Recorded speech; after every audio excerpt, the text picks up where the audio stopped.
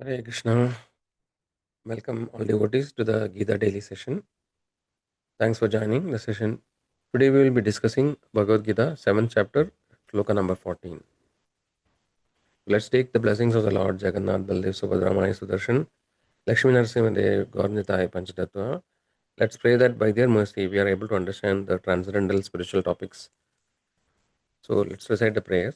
Om Adnanatimirandasya Jnananjana Shalakaya Chakshurunmilidham Yena Tasmai Shri Gurave Namah नमां विष्णुपादाय कृष्णपृष्ठाय भूतले श्रीमते भक्तिवेदान्त स्वामिन्निति नामिने नमस्ते सरस्वती देवे गौरवाणी प्रचारिणे निर्विशेष शून्यवादी पाश्चात्यदेशतारिणे जय श्री कृष्ण चैतन्य प्रभु नित्यानंद श्री अद्वैता गदाधर श्रीवासादि गौरभक्तवृंद हरे Krishna Krishna Krishna Hare Hare Hare Ram Ram Ram Hare Hare. Let's dedicate the session to His Divine Grace, A.C. Bhaktivedanta Swami Srila Prabhupada, Founder Acharya of International Society for Krishna Consciousness. We will thank Srila Prabhupada for his great contribution, in the Vedic culture, and he has presented Bhagavad Gita in a very simple and practical way, by which we are able to understand it easily and also apply it in our day-to-day life. So let's thank Srila Prabhupada. Srila Prabhupada ki jai. So today we'll discuss 7.15. Let's recite the shloka. देवी एषा गुणमयी मम माया दुरत्यया मामैव ये प्रपद्यन्ते मायामेतां तरन्ति ते. Repetition. देवी एषा गुणमयी मम माया दुरत्यया मामेव ये प्रपद्यन्ते मायामेतां तरन्ति ते. Translation by His Divine Grace Srila Prabhupada. Srila Prabhupada ki jai. This divine energy of mind, consisting of the three modes of material nature, is difficult to overcome. But those who have surrendered unto me can easily cross beyond it. Let's see the word to word meaning. Devi, transcendental. He, certainly. Esha, this. Gunamayi, consisting of the three modes of material nature. Mama, my. Duratyaya, very difficult to overcome. Mam, unto me. Eva, certainly. Ye, those who. Prapadyante, surrender. Mayam etam, the illusion energy. Taranti, overcome. They. So, let's set the context. So we are discussing 7th chapter. So this is the middle 6th chapter of Bhagavad Gita. It's the first six, middle 6 and last 6. So the middle 6 chapters talks about the most confidential knowledge, most sacred part of Bhagavad Gita, which actually is talking about the devotional service to the Lord. So in this chapter, we have seen earlier that the different energies of the Lord. We have seen that there's a primarily internal energy, which is known as Andaranga Shakti, which is the spiritual potency of the Lord, by which the spiritual worlds are maintained. And then there is external energy, which is known as the Maya and Maya Shakti or the Bahiranga Shakti. So the material world actually is conducted by the external energy of the Lord. So, and last sloka, Krishna actually, we saw that the Lord actually is telling that what is the highest truth. Mata paradaram nanyat kinjidasya dhananjaya. Basically that shloka says that there is no higher truth than knowing me. So we have seen, that how the Lord actually is referring to himself many times in Bhagavad Gita, right? Maya Adhyakshana Prakriti, right? Mameva ye prapadyante. So like that we can see, so Krishna actually, is a person, right? The ultimate supreme absolute truth is not light or Brahmajyoti, right? Brahmajyoti, Brahmanoi Pratishtaham. The Brahman effulgence is coming from the Lord. So the Lord actually is a person and the devotees exchange the loving relationship with the Lord. So all these points we have seen. So today we'll discuss this sloka about how actually the secret of overcoming the Maya. So what actually the Lord is saying here, Devi Esha Gunamai. So this Devi, no, actually is Guna, is consisting of the three modes. The material energy is consisting of the three modes of predominantly it is consisting of the three modes of material nature. And Mama Maya Duratya. So this external energy is Krishna's own energy. Even though we have seen that the external energy is inferior and the spiritual energy is superior, so the jiva, which actually we are, the spirit souls, actually belong to the superior energy. Even though jiva is superior and part of superior energy, when the jiva comes to the material world, the material world is designed in such a way that the jiva becomes subservient, or no, becomes subordinate to the external energy of the Lord. So the Lord is saying that it's mama maya, it's my energy, it's duratyaya, it's very difficult, it's unsurmountable. So the jiva, when it is in the conditioned state, it is unsurmountable. The material maya becomes unsurmountable for him. It's difficult to overcome the maya. But there is a secret how to overcome the maya. Krishna says, "Mam eva ye prapadyante." So whoever actually surrenders unto me, or whoever takes shelter of me, that means the Lord's spiritual potency, right? Mayam edam tarantide. Maya can be overcome. So it's a very important secret. I know the Lord is revealing revealing here that how we can overcome Maya. So we have seen in the past multiple sessions that actually how the Maya material world is designed. The people who are ignorant, or people who doesn't have spiritual knowledge, they think that the material world is automatically running without any other source or any other intelligence. But actually, we understand from scriptures the material world, the nature of the material world as we see is by purposeful design. It is designed in this way. It is by design. It is not by accident. Everything is happening. So people who doesn't have faith, they think that okay, they argue that okay, there are so many calamities which are happening, and many unfair things happen in the material world. Like good things, bad things happen to good people, and bad people are prospering in this material world. Even though I have not done any mistakes, but so many bad things are coming upon me. So this kind of bewilderment happens to the jiva material. People are bewildered. So Arjuna also is bewildered in Bhagavad Gita. We see that in the beginning. So when we actually understand the scriptures, from an authoritative parampara by a spiritual master, bona fide spiritual master, then we can understand. All these perplexities are removed because we understand that everything works as per the design and the plan of the Lord. Okay, so primarily the material world actually consisting of the three modes, Sattva Guna, Rajoguna, and Tamoguna, and the jiva actually becomes conditioned. And it becomes basically the Maya is actually Maya is casting her spell, just like a magician cast her spell, right? So the Maya or Durga Devi is the superintendent of the material world, and many times the material world is considered as a durg or a fort, or another way, it is like a prison, right? And the jiva who actually are rebelled against the Lord, they are actually put in this material world, right? So that the jiva actually primarily rebelled because the jiva wants to enjoy independently, without remembering the Lord. Because when he remembers the Lord, he actually knows that his role is to serve the Lord. Because when the jiva is created for serving the Lord, and in that original position, both the jiva and the Lord actually, they have loving exchanges, and the jiva is ultimately blissful in this condition. But somehow, because the jiva has a free will, sometimes some jivas wants to enjoy. They think that they want to enjoy without the Lord. So this illusionary world is created where they can forget. So the main characteristic of the material world is that the jiva forgets his constitutional identity. The Maya makes the jiva forget. So Maya puts a curtain of illusion, and it covers his original identity, that I am the spirit soul, right? Hum brahmasmi. So this particular constitutional position is covered. So Maya, this is all by design. The Lord actually is given this job to Maya, just like in a director, just like a producer gives the job of directing a movie to a director.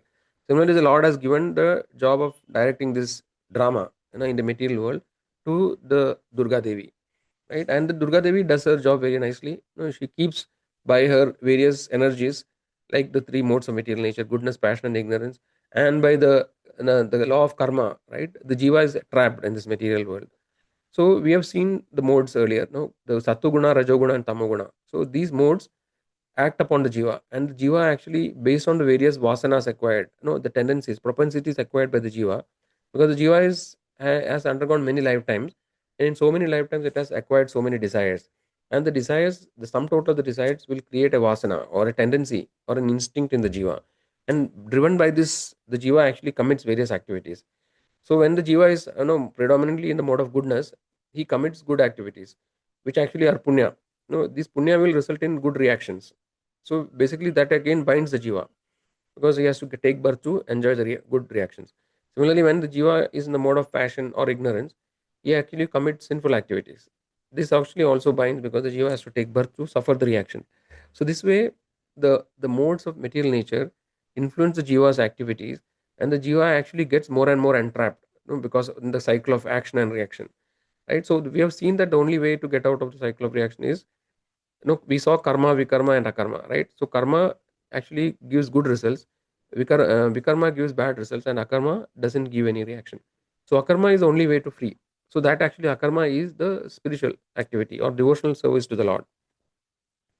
So, so we have seen, the Lord is saying that Mama Maya Duratya. So even the great philosophers and scholars, yogis, they actually struggle. They cannot also get out of the Maya. Even unless and until we start, only way to get out of the Maya is to take shelter of the spiritual potency. But if you are just a scholar or a great yogi, right, and if you are not surrendered, then still you are under the control of Maya. Right. So what is liberation? So we many times we talk about liberation and moksha, right? So liberation and moksha means getting out of the cycle of birth and death, right, and getting free from the clutches of Maya. So the Maya's clutches are very strong, right, and one who gets out of the clutches of Maya is called liberated. So liberation means that only, so when you are free from the clutches of Maya, so this is liberation. So Krishna gives a solution also, even though it is very difficult, unsurmountable. Krishna says, Mayadhyakshena Prakriti, Suyadeya Sadacharam. No, so everything is coming from the Lord. The Lord is the original controller and source of everything, and Maya is also under his control. So when one takes shelter of Maya, then actually, no, when one takes shelter of the Lord, who is the controller of Maya, then actually the Maya frees that soul from the clutches, her clutches. So this is the only way, we can cross. But by our own endeavor, we cannot cross Maya. Right? Only process is taking shelter of the Lord. So basically, simply put, the Lord has two primary energies, external and internal. Right? And the material world is conducted by the external energy. And the jiva comes under the sway of material energy when it comes to the material world. But the other energy of the Lord, which is the spiritual energy, is also accessible to the jiva. Right? When the jiva takes shelter of the spiritual energy, then actually he gradually becomes free from the clutches of Maya. So, so let us look at some scriptural references to support our understanding. So, in Brahma Samhita, we see that Lord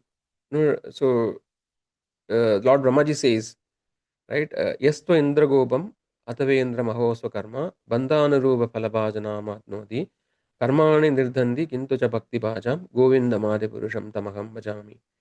I adore the primeval Lord Govinda who burns to their roots all fruitive activities of those who are imbued with devotion and impartially ordains for each the due enjoyment of the fruits of one's activities. Of all those who walk in the path of work in accordance with the chain of their previously performed works, no less in the case of tiny insect that bears the name of Indrakopa. So basically, the meaning is that one who takes shelter of one who takes the process of bhakti, the devotional service, all is actually he's freed from the cycle of birth and death, and also he's freed from the karmic reactions. In Bhagavatam, in Bhakti Rasamrita Sindhu, 1.1.19, the sloka says, Shipandi Agam Mahagauram Yadagni Susamruda Da. So what it says, devotional service to the Lord is so powerful that it can immediately extinguish all kinds of sinful reactions, just as a blazing fire in the forest burns everything to ashes. So this analogy is very profound. So when there is a forest fire, in blazing forest fire, no, none of everything is burnt into ashes. So the trees, the animals, even the snakes which are hidden, below, they are also, they also die because of the scorching heat, right? So similarly, the reactions or karmic reactions are classified into various categories. There is like Sanjita karma, Prarabdha karma, Kuda, Bija, like that. So Bija means the seed form, right? So some of the karmas are already in the seed form, they are not yet fructified. Some of them are about to fructify. Like that, there are different stages of karmic reactions. So just like the forest fire destroys all kind of jivas, similarly the devotional service destroys all kind of karma, whether it's Kuda, Bija, everything, even the seeds on the tendency to commit sinful reaction is destroyed. So this is very important because sometimes scriptures talk about prayaschitta. When you commit sinful activities, you can do prayaschitta karma to counteract the sinful reaction. So this may destroy the sinful reactions, but the seed, the tendency to commit sin still remains. So again, the person start committing sinful activities. But devotional service is not like that. It destroys even the seed. The tendencies and vasanas are also destroyed. The only way to completely free from cycle of karma is by taking shelter of the Lord. And Srimad Bhagavatam 6.2.18 says, Atnadat Adava Tanat Uttama Shloka Namayat Sankirtanam Sankirtidam Agam Pumso Dahe Dedo Yadanala. As a fire burns dry grass into ashes, So the holy name of the Lord, whether chanted knowingly or unknowingly, burns to ashes without fail all the reactions of one's sinful activities. So this way, the scriptures reiterate actually. This is just a few examples, but there are many more scriptural references which says how devotional service is so powerful, right? That it can destroy all sinful reactions. So in the same sixth chapter, there is one more shloka. We'll look at that. So it is 6.2.14. It says, "Sanketyam va sanketyam parihasyam va stobam helanam va eva va vaikunta namagrahanam ashesha asheshakaharam vidu." One who chants the holy name of the Lord is immediately freed from the reactions of unlimited sins, even if he chants indirectly to indicate something else, jokingly for musical entertainment, or even neglectfully. This is accepted by all learned scholars of the scriptures. So this is no in the story of Ajamila. This actually part comes the discussion between Yamaraj and the Yamadutas. So and also the Vishnu Dutas. So here actually it is reiterated that the devotional service is only powerful, so powerful that it can destroy completely all the sinful reactions. So now we look at actually one more shloka. Just one second.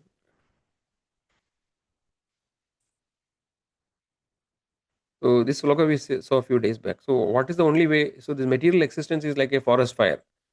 It's like a Mahadavagni, right? It's like a great forest fire and it's very difficult to overcome. So the forest fire is created by the illusion potency of Maya, right? The Maya makes the jiva think that I am no, I am this body, right? All these people are my relatives. This is my son. This is my father, and all that possessions and accumulation is mine, which actually creates this illusion because of he's thinking with association with the body. But actually, the reality is that he is not the body; he is the soul, and none of these things are his possessions. This is just an illusion created by Maya, and because of this illusion, the jiva actually suffers in the material world, right? Just like the animals suffer in the forest fire, right? So the only way to free from the suffering is the chanting of the holy name, right? We have seen that Chedo Darpanam Arjanam, Bhavadavagnirvapanam, Shreya Kairav Chandrika Vidaranam, Vidya Vadu Jivanam, Anandam Buddhivardhanam, Pratipadam Purnamrita Swadanam, Sarvatma Snapanam Param Vijayade, Sri Krishna Sankirtanam. So this Davagni of the forest fire can be extinguished by the devotional service, right? So this sloka, 10.14.58 also echoes the same meaning. It says, "Samashritya ye padavallava plavam, mahat padam punya yasho murare, bhavam budir vatsa padam param padam, padam padam yat pad vibadam natesham."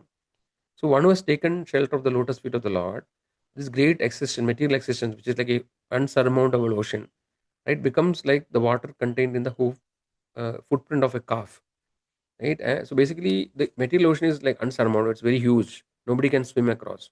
But one who has taken shelter of the lotus feet of Mukunda, actually this becomes like a small puddle of water. You can just easily just jump across. So this is the only way, to overcome.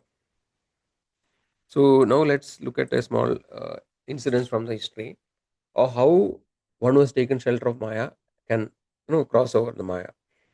So we have seen the other example of sage Vishwamitra, right? Sage Vishwamitra was a great sage, and he has performed so many austerities and tapasya, right? And he was having so many mystic siddhis. However, he has fallen trapped to Maya because when he became allured by the Apsara Manaka, right? And then he falls from his spiritual position. But however, we see the example of Haridas Thakura. See, Haridas Thakur actually is a pure devotee of the Lord.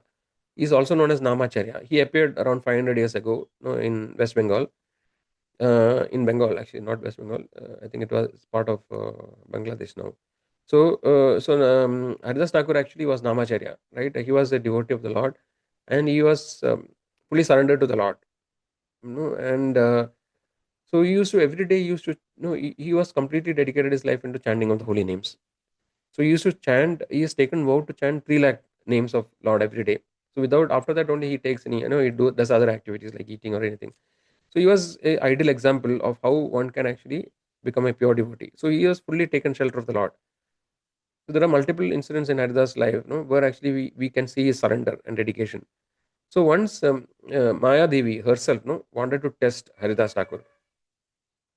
So Maya Devi generally doesn't come personally to test anybody because she has so many agents. She can just bewilder the jiva, by the 3 modes, right? And she can test the jiva. So, but Mayadevi, in case of Haridas Thakur, she knew that he is very powerful devotee. So she wanted to test really how strong a devotee is. Right, so she took the form of a very beautiful, a woman, a lady, and one day she approached Haridas Thakur at night. So Haridas Thakur was chanting in a small hut, in the little away from the village, so that nobody disturbs him. So she came in a very beautiful form, decorated nicely with the ornaments, dress, etc. And she approached at night, and tried to allure him with very sweet words and gestures, etc.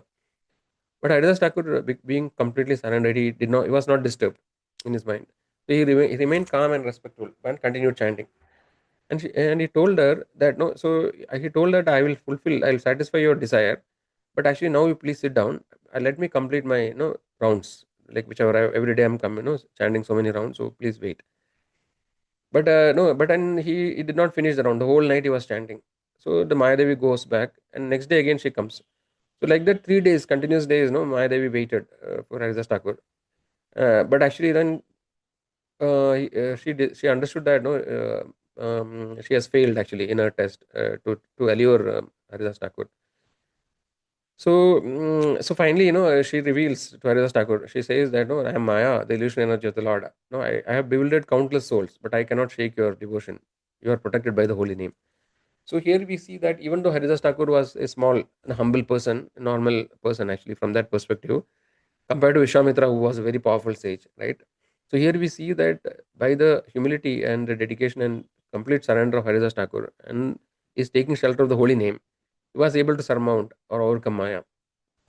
So similarly, for us also, when we start taking shelter of Maya, the holy names of the Lord or the Lord Himself, we will slowly get free from the entanglement of Maya. So this Maya has bound the jiva with the invisible chain, invisible shackle. So what is the invisible shackle? Is actually the three modes of material nature, and also the desire, the jiva. Actually the jiva is only the cause for his no bondage. Actually, there is no real like in a real prison there are walls, no, there are grills that jiva cannot and the person cannot escape. But in Maya, actually, it's open jail. Only by the will of only because of the jiva is having unlimited desires, he's getting more and more entrapped. Because if he uses the free will and he surrenders to the Lord, then actually he is free. He can escape from this prison. So with that, I think we come to the end of the main discussion. So what are the key lessons we learned? So we understood that even though Maya is the illusionary potency of the Lord, bewilders the jiva in the material world, and is very powerful because it is the Lord's own energy. By taking shelter of Krishna, who actually is the source of Maya, one can get out of the cycle of Maya. Get a escape from the cycle of Maya or the chains of the Maya. And we have to observe very carefully what is happening around us, right? Open our eyes and ears and see that, understand that every allurement that is presented before us, it is Maya's trap, no, to no trap us, entangle us more and more. So we have to resist, understand that okay, this is Maya's test or Maya's trap, and evaluate the situation accordingly. And whenever we understand that, no, take shelter of the Lord by the chanting, by the process of bhakti devotion, right?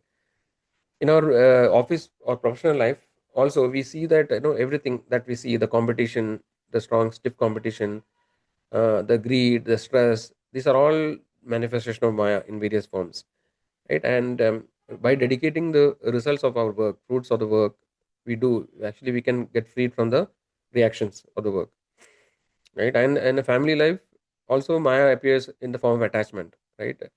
So even though sometimes some people are actually in the mode of goodness, right? But then still they have so many attachments. Even they are in the mode of goodness, so they are attached to their child, right? They are attached to the spouse. So because of the attachment, we actually again become illusioned and bewildered, and we perform various activities, even though otherwise we would not have performed, because of the attachment to satisfy the desire of other family members, and they actually we may commit sinful activities. So we have to keep Lord at the center of the house, right? And accordingly, everybody comes together in the family and act accordingly. Then actually we can get protection from the Maya. With that, we come to the end of today's time. So anybody wants to leave at this point, they can leave. If there are any questions, you can please ask. You can unmute and ask, or you can put it in the chat. Hare Krishna.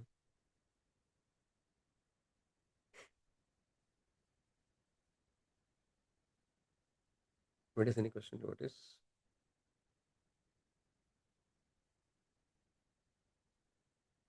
okay? No question. Then I think we will end here. and we'll continue the discussion tomorrow. So thanks all devotees who are joining. We'll meet again.